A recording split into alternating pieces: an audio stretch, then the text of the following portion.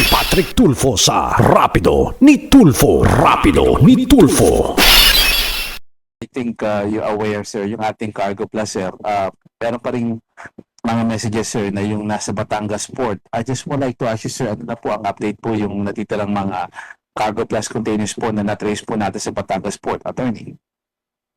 Clearances na lang po yan, sir, for disposition and some waivers dun po ulit coming from the terminal operators. After that, sir, mga final stages na yan, we're ready to distribute them and deliver din po dun sa mga owners. No? In fact, si Sir Rolly Gatchalian, who was very instrumental in trying to identify that, nag-follow up lang sa akin at nakatanggap na po siya ng email. May email naman po kami pinapadalang update dun sa mga may-ari. No? At yun po yung latest. No? We're fixing the legal clearances lang for the waivers of the charges and then simulan na rin po namin i-distribute yan. Alright. Sir, meron tayong na-deliver, sir, nung kasagsagan po ng delivery last year.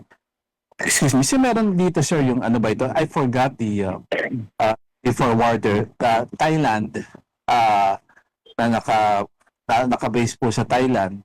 At si Jared Rodriguez po ang may-ari, attorney. At I think meron din siyang mga containers po na inamin niya nasa dito po sa may ating North Harbor po sa MICP. Sir, hindi para po na ilalabas. I'm just curious, attorney. I think you know about this.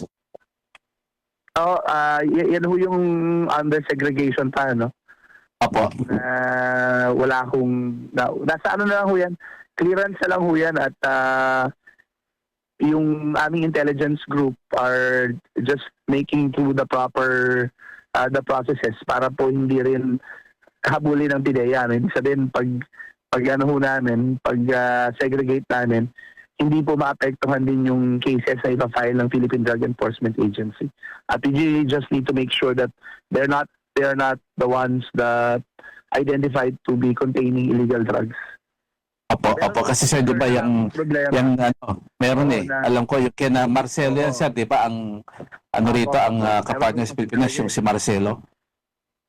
Marcelo Dilaigo po yan. Si Marcelo yan, sir. Yan yung mga nadali kasi nga, sir, may mga droga